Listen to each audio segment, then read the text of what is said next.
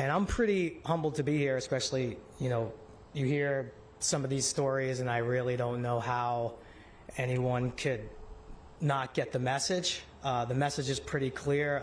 I'm just grateful to be here to help support NHTSA with spreading the message of driving sober. I'm a pretty fortunate guy. I grew up in Brooklyn, New York during the 90s. It was a really interesting time. I had a lot of friends, and we were exposed to a lot of stuff at a young age. And I'm lucky for one reason. I was never a big drinker, still not to this day. So making the choices to have a sober ride home was always pretty easy for me. And I'm also lucky that I have not been personally affected by someone else's bad choices with drinking and driving. And as we've heard, not everyone can say that. So I saw a lot of friends lose their driving privileges as well, just for one night of, a couple of drinks, which they're saying is not that big of a deal, but it showed otherwise. And this is back in the time when cabs and ride companies were not in your pocket all time. So there's never an excuse. There never has been an excuse. And now you truly can't even make one up. And if I thought I was really good with handling peer pressure, that would certainly get tested once I moved out to LA as a young guy in his mid-20s, and I was fortunate enough to, follow my dream of acting and actually get a job. So that in itself was another fortunate situation. But with that comes a lot of responsibility and a lot of access to a lot of really fun parties and really fancy premieres, and everything is right at your fingertips. And I just always made sure I never left it up to someone else to get me from point A to B to get home. LA wasn't an easy place back then to find cabs or even walk home, so you really had to plan ahead. And oftentimes I was that sober ride home for a lot of my friends, and they would poke fun at me, but I just was not going to risk everything I had worked for to get to that point just for that one fun night out.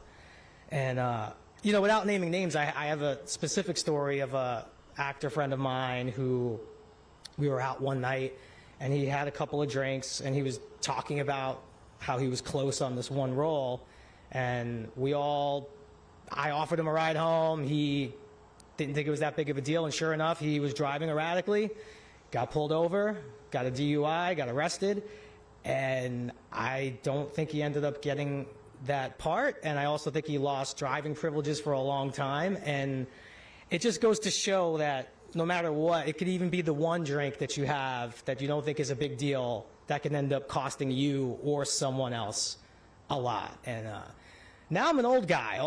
I'm not invited to those fun, cool parties anymore. I don't want to go either anyway. I have young kids now, so you become a parent and you start to think about how you're going to approach these things with your own children. And I think anytime you have a chance to tell your story, to get a point across, I think it's very important. And that's why I'm grateful for everyone here today who's doing that. And my wife and I have agreed, we try to teach our kids about good and bad choices. And right now it's, jumping off couches and having too much sugar. But the day will come where they will get the privilege of driving.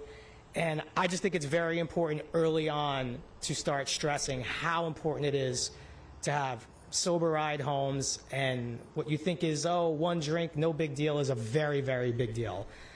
And I don't think they'll face as much peer pressure that I have, but they might. And that's why I'm going to tell them every story that I could remember about being in those moments and say, look, I went to all the fun parties, and if I was able to do it, I think you can too.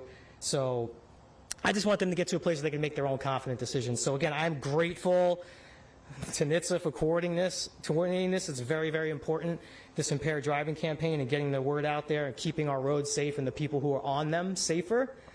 And I'm going to turn it over to the next speaker. And again, I'm just humbled to be here, and hearing all this really, I know it's stuck with all of you, and it's certainly going to stick with me today. So